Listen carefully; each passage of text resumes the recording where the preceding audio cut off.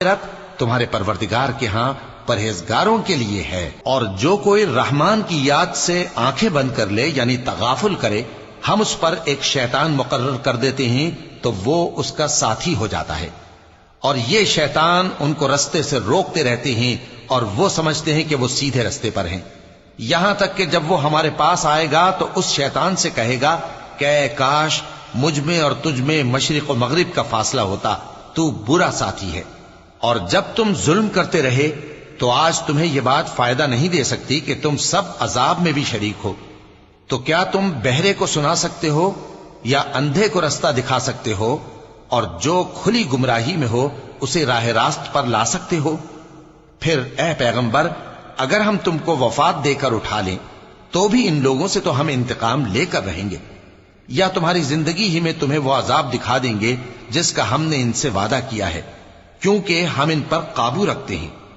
پس تمہاری طرف جو وحی کی گئی ہے اس پر مضبوطی سے جمے رہو، بے شک تم سیدھے رستے پر ہو، اور یہ قرآن تمہارے لیے اور تمہاری قوم کے لیے نصیحت ہے، اور لوگوں تم سے ضرور عنقریب پرسش ہوگی۔ اور اے نبی، جو اپنے پیغمبر ہم نے تم سے پہلے بھیجے ہیں ان کے احوال دریافت کر لو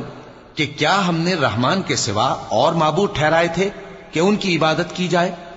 اور ہم نے موسیٰ کو اپنی نشانیاں دے کر فرعون اور اس کے درباریوں کی طرف بھیجا تو انہوں نے کہا کہ میں پروردگار عالم کا بھیجا ہوا ہوں۔ پھر جب وہ ان کے پاس ہماری نشانیاں لے کر آئے تو وہ ان نشانیوں پر ہنسنے لگے،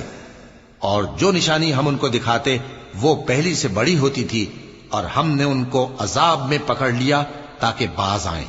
اور کہنے لگے کہ اے جادوگر، اس عہد کے مطابق جو تیرے پروردگار نے تجھ سے کر رکھا ہے اس سے دعا کر، بے شک ہم ہدایت یاب ہوں گے۔ سو جب ہم نے ان سے عذاب دور کر دیا تو وہ عہد شکنی کرنے لگے، اور فرعون نے اپنی قوم سے پکار کر کہا کہ اے قوم، کیا مصر کی حکومت میرے ہاتھ میں نہیں ہے، اور یہ نہریں جو میرے محلوں کے نیچے بہ رہی ہیں میری نہیں ہیں؟ کیا تم دیکھتے نہیں؟ بے شک میں اس شخص سے جو کچھ عزت نہیں رکھتا اور صاف گفتگو بھی نہیں کر سکتا کہیں بہتر ہوں۔ تو اس پر سونے کے کنگن کیوں نہ اتارے گئے، یا یہ ہوتا کہ فرشتے جمع ہو کر اس کے ساتھ آتے؟ غرض اس نے اپنی قوم کو بے عقل کر دیا اور ان لوگوں نے اس کی بات مان لی، بے شک وہ نافرمان لوگ تھے۔ پھر جب انہوں نے ہم کو خفا کیا تو ہم نے ان سے انتقام لیا اور ان سب کو ڈبو کر چھوڑا، سو ان کو گئے گزرے کر دیا اور بعد میں آنے والوں کے لیے عبرت بنا دیا۔ اور جب مریم کے بیٹے عیسیٰ کا حال بیان کیا گیا تو تمہاری قوم کے لوگ اس سے چلا اٹھے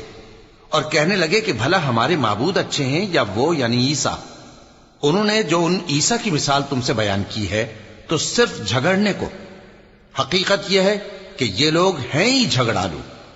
وہ تو ہمارے ایسے بندے تھے جن پر ہم نے فضل کیا، اور بنی اسرائیل کے لیے ان کو اپنی قدرت کا نمونہ بنا دیا، اور اگر ہم چاہتے تو تم میں سے فرشتے بنا دیتے جو تمہاری جگہ زمین میں رہتے،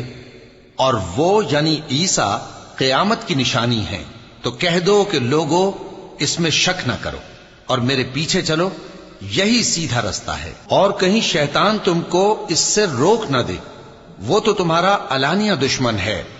اور جب عیسیٰ نشانیاں لے کر آئے تو فرمایا کہ میں تمہارے پاس دانائی کی کتاب لے کر آیا ہوں، نیز اس لیے کہ بعض باتیں جن میں تم اختلاف کرتے ہو تم کو سمجھا دوں۔ سو اللہ سے ڈرو اور میرا کہا مانو، کچھ شک نہیں کہ اللہ ہی میرا اور تمہارا پروردگار ہے، پس اسی کی عبادت کرو، یہی سیدھا رستہ ہے۔